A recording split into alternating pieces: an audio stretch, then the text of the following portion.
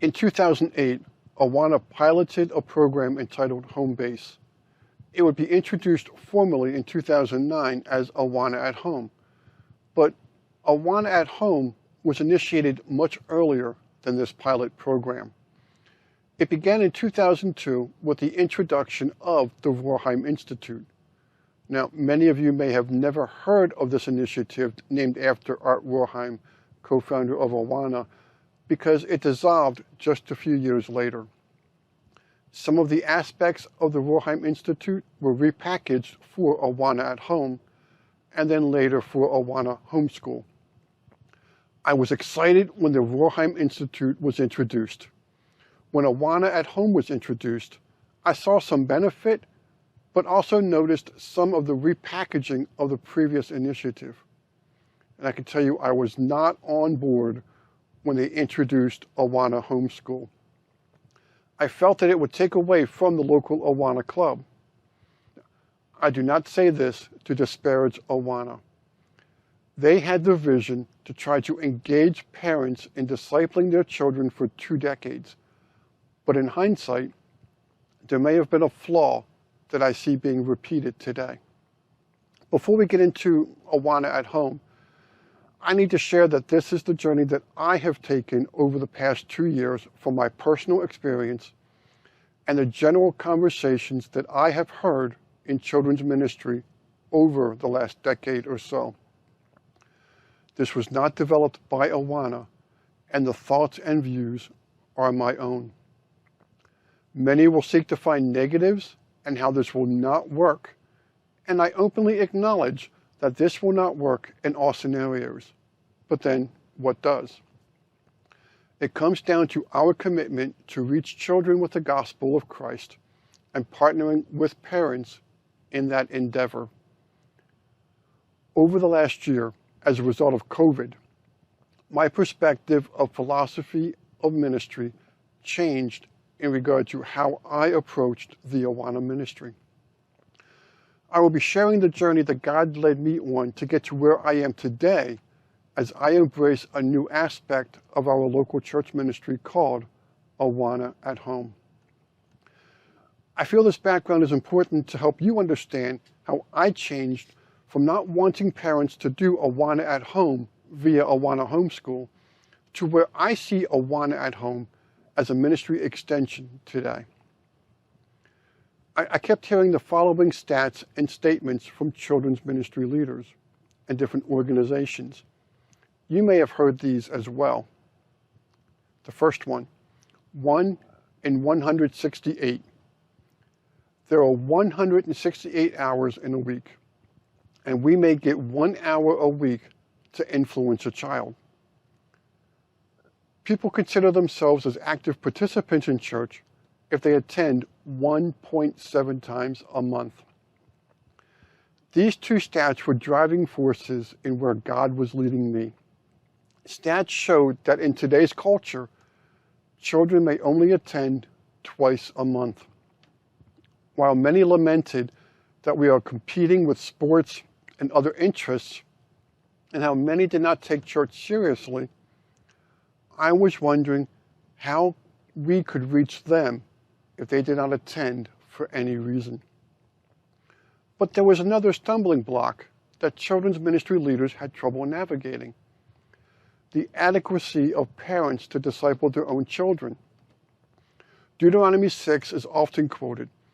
This chapter is heralded as the one that calls parents to disciple their children, not the church. The flaw in this is that Moses is sharing with the entire nation of Israel, not just parents. It is everyone's role to share the things of God with the generations that follow us. We also hear that the church has taken on the role of discipling children, and we need to give it back to the parents. Now, here's a major disconnect in children's ministry. Keep in mind that this is not always the case, but a generalization. There are children's ministry leaders who lament at how poorly parents disciple their own children, but then seek to recruit these same parents to disciple other people's children. But there's more to it than that. Are we critical of parents because they are not discipling their children the way we want them to disciple them? God was leading me on a way to reach families on Sunday mornings if they could not attend for any reason, knowing that they will only come once or twice a month according to current statistics. Now, COVID expedited that mission. Like most of you, I began to offer lessons online for the families in our church for both Sunday and Awana. It was during this time that the way I approached Awana changed dramatically. As COVID began to enter the United States, I began planning for how we would handle it should things shut down. On one Sunday, after it was announced that schools would be closed in our state, I encouraged our leadership to continue holding Awana in person because children would be looking for something to do. By Tuesday of that same week, mandates came down and we shut down in-person ministries.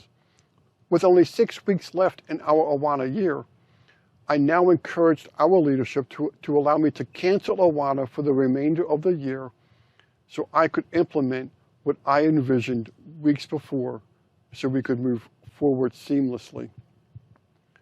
The plan that we implemented for Awana was to provide recorded lessons online for parents to view on their schedule, allowing parents to sign off sections for their children in Cubbies and Sparks, though children in TNT needed to contact a leader via a video call to get their section signed off. I had a different requirement for TNT because that begins the process of a child working toward a citation award, so I wanted the extra accountability. Prior to COVID, I would have never embraced this format. I was adamant that parents should not sign off their own child sections, and I was against allowing a child, except maybe in extreme cases, to recite a verse via video. Our club did not miss a beat. Most families continued working with their children in their Awana handbooks. We did not meet together online. I had the lessons online for our usual Wednesday night time, but families could view them at any time convenient to them. Why did I do that? I knew that in foreign countries like South Korea, who had experienced the impact of COVID much sooner than we did, that the families were already getting screen fatigued after a few weeks. Combine that with many parents trying to limit screen time for their children, I opted to allow them to decide when to watch in lieu of mandating a specific time. Again, this was my choice for our Awana ministry. Many churches did well meeting online at a specific time. So that leads me to where we are today. I have a new approach to the Awana ministry. Meeting in person is important. I am not saying to neglect that, but we must approach ministry in a new way if we truly want to reach children and families with the gospel. I live in Pennsylvania, and so we had much more flexibility as a church during the COVID restrictions than many other states. In the summer of 2020, when we did not know what the fall would hold, our plan was a two-pronged approach: meeting in person and offering an at-home option. This allowed those families who desired to meet in person the ability to do so, and those who were reluctant or for any reason opted to not attend in person, we maintained the at-home option with a small tweak. Then a family came to me asking about the at-home option, not because of COVID concerns, but because the time they spent during the previous spring was a good time of family devotions and talking about the things of God. Isn't that what we're looking for? Parents to disciple their children? What if your families came to you and said that they wanted to have an at-home option like this? so that they could talk about the things of God in their home, like it says in Deuteronomy chapter 6. Would that be a ministry success or a failure? I hope you think it's a success. And that is why I think the previous attempts by Awana to engage parents in discipleship failed. They tried to incorporate parents into an existing model instead of giving them flexibility in their homes. They sought to connect the home to what the church was doing, where now I am offering what the church is doing to be used in the home. The family has the flexibility and not required to meet at a specific time or a specific place. This was also a way to address the question dwelling within me as to how to reach children and families in an on-demand world. Some churches are struggling and failing to reach kids during COVID because they are trying to maintain an existing structure in a new era. As one of my friends mentioned early on, it is like people are trying to put new wine into old wineskins, meaning that we had to minister differently, but we tried to do it in the same format. And for many, it did not work. For those where it did work well, they are beginning to abandon a structure designed for a new culture in favor of the norm. One children's ministry leader was concerned because they felt like they were no longer reaching the children who had not yet come back to church after they opened up, like they had reached them during COVID when they couldn't attend. I asked the leader what they were doing before to reach them during the COVID restrictions when they could not attend, and if they were continuing to do it. They said they stopped doing it once they began to meet in person again, and that is why they lost touch and connection. The church stopped meeting them where they were and began to force them to come back to the building. It takes a change in ministry perspective, one that I thought I would never embrace, and one that many will not embrace today. Do you think that people need to attend your ministry and that parents need to disciple their children the way you envision it? What if children came back to your ministry after COVID with a greater understanding of Scripture and of God? Would that be good or bad?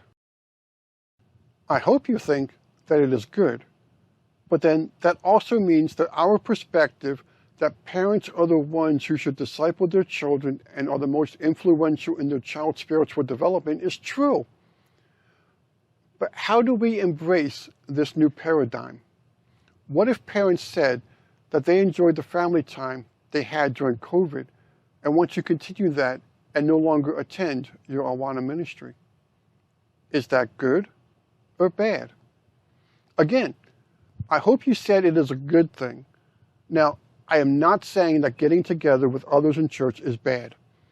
But if our goal is discipleship and parents leading the way, then I see this as a win.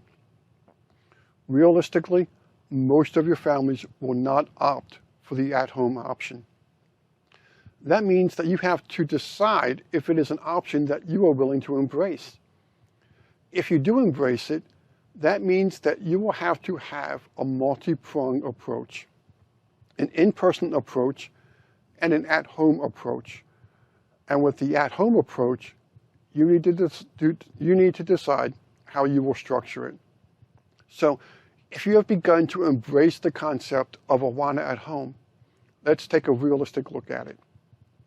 Let's get the negatives out of the way. It takes time to produce the video lessons for families to use at home. I chose to produce my own videos for my families. Even though it's a video, when they see you in the video on a regular basis, it helps to build a connection. Think about your favorite show. Even though you may never meet them in person, and it's a fictional character, you have a connection with the character. Now, if time is a concern, then there are options available to direct them to lessons online, and I will share them a little bit later. Another negative, you lose some of the relationship that you have with children when they're at home versus in person. The connection becomes one way via video. You may need to find new and different ways to connect with them. You also acknowledge that you are not required for parents to disciple their children. This can be hard to embrace. It can be a pride issue, as many churches focus on how many there are, about numbers, and how many people are in the building. The positives, you have the potential to reach more families. You're encouraging parents as they teach their children the things of God. And you're actively partnering with parents in the journey. Isn't that what we all desire in our ministries? So how does Awana at Home look? You can design it for your culture. Whether you have a set time to meet online or not, design it for your community. Just do not try to fit this new form of ministry into an old model. Here is how I have designed Awana at Home for our church. Because I know that families try to control or limit screen time, and that we live in an on-demand culture, I decided to provide pre-recorded teaching videos that families could watch on demand on their schedule. I allow the parents for Cubbies and Sparks to sign off their child sections. Now, last year I did not have a child in TNT who was working toward Handbook Awards. And so, if I did, then I would have to evaluate more if I allowed the parents to sign off the sections, or if I would require them to recite the verses and show the Explore sections to another adult or leader. Again, the TNT requirement might be different because of the potential work toward the citation award. That's something I have to work out on my own, and you have to face and address on your own also. Now, I also gave the parents all of the handbook awards, except for the award for completing the handbook, to the parents at the beginning of the year, so that they could award their child the award, the jewel, the patch, or whatever, as they earned it. That is something that I did not do last spring when we shut down due to COVID restrictions. Depending on your club, you may assign an individual or team to produce the lesson videos for the various clubs. In my case, the lesson for Sparks and TNT is the same. I used the TNT lessons for both groups.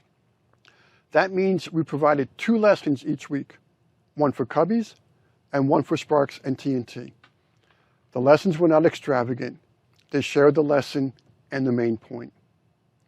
If you do not have the ability to develop videos on your own, then you can utilize the ones I produce, or Awana is providing lessons on their awanaplus.com website. I am not competing with Awana in this regard, simply providing another option. I also utilized lessons from Awana Plus last year when family circumstances kept me from producing my own lessons. Awana at Home, for us, was a simple, straightforward extension of our Awana Club ministry, expecting no more from the parent except to have a family time using Awana materials as it fit their schedule. An on-demand Awana experience, if you want to look at it that way. Throughout the year, I did receive various feedback about the lesson videos. It allowed the families to participate in Awana on their time and helped them have a family time where they could focus on the things of God. It allowed us to expand the Awana ministry to families that opted not to attend for whatever reason. As I've noted, your Awana at Home ministry may look different than ours, but I want to encourage you to make it one where you are partnering with the parents, meeting their need and schedule, not devising it so that they need to partner with you in what you are doing in your club ministry, as is often the case. They can participate in club events, but there is no guilt if they opt not to join us for our prescribed meeting times. As we seek to reach more children with the gospel and to partner with parents, may you consider how you can reach those who may not attend for any reason. May you consider Awana at home. If you have any questions about Awana at home and how my ministry philosophy changed, please feel free to reach out to me via my website, commanderbill.net. Thank you for taking time to watch this about Awana at home.